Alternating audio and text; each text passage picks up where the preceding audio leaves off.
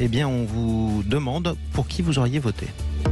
Sud Radio, l'œil de l'IFOP. Ou plutôt, on demande à Frédéric Dabi. C'est la meilleure façon de le faire. En tout cas, bonjour Frédéric. Bonjour Jean-Marie, bonjour à tous. Directeur général opinion de l'IFOP. Sondage exclusif IFOP fiducial pour Sud Radio et le journal du dimanche. Pour qui voteraient les Français si les législatives avaient lieu aujourd'hui, ce dimanche? Et il y a quelques modifications par rapport aux dernières élections, Frédéric. Oui, alors c'est vrai que le rapport de force observé est assez proche des résultats du 12 juin dernier, le premier tour des élections législatives. Il y a toujours cette tripartition du jeu électoral entre la NUPES, Renaissance, qui est le nouveau nom de la République en marche, avec le MoDem et Horizon, et le Rassemblement national. Mais clairement, stabilité pour Renaissance, 27% pour ses candidats, c'est plutôt encourageant pour un parti sortant qui fait face au mécontentement lié à l'exercice du pouvoir. 25% pour la NUPES, c'est clairement décevant car elle ne progresse pas. Ça serait un score historiquement bas pour l'ensemble de la gauche, il faut le noter.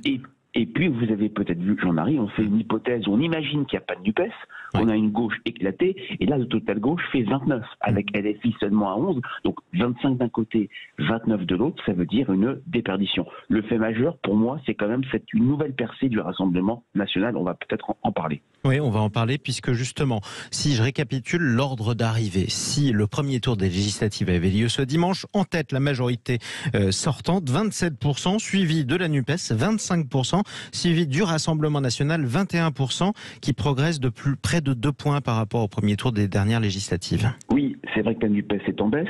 Le Renaissance est stable et le Rassemblement national aurait un record absolu à une élection législative, 21%.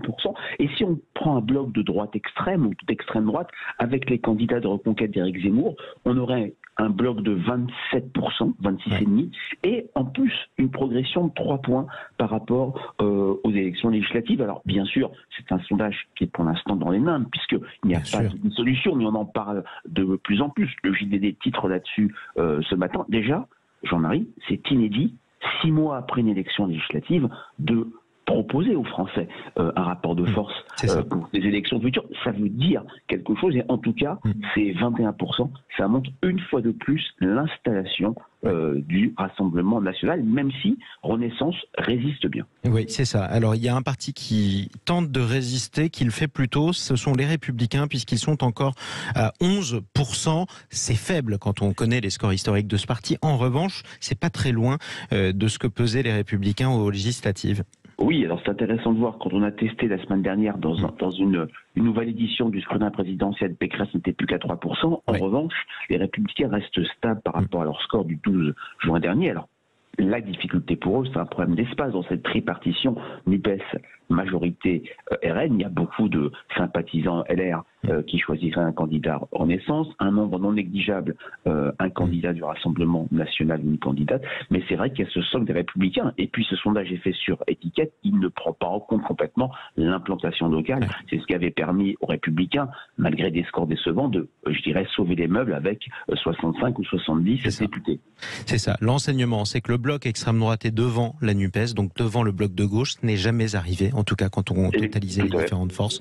L'autre enseignement, c'est que la République en marche, en tout cas Renaissance, reste en tête, mais en gros, la conclusion, c'est que si le vote avait eu lieu aujourd'hui, il y a peu de chances que la nouvelle Assemblée débouche sur une majorité absolue, on est d'accord? Oui, alors, il faut être prudent, on ne sait pas ce qu'est le second tour, mais c'est vrai qu'on est quand même proche du rapport de force électorale du 12 juin, et c'est vrai que 2 points de plus ou 3 points de plus pour le bloc droite extrême, RN reconquête, ça veut dire dans des circonscriptions où le RN est bien implanté, plus de députés, peut-être une vingtaine de députés de plus, ça ne modifierait pas, mais sans doute, compte tenu de la prégnance de cette hypothèse d'une dissolution, nous reposerons ce type d'enquête dans les mois à venir. Ça veut dire aussi qu'on n'en a pas fini avec le 49.3, dissolution ou pas. Restez avec nous, Frédéric Dabi. Tout de suite, on continue à parler politique.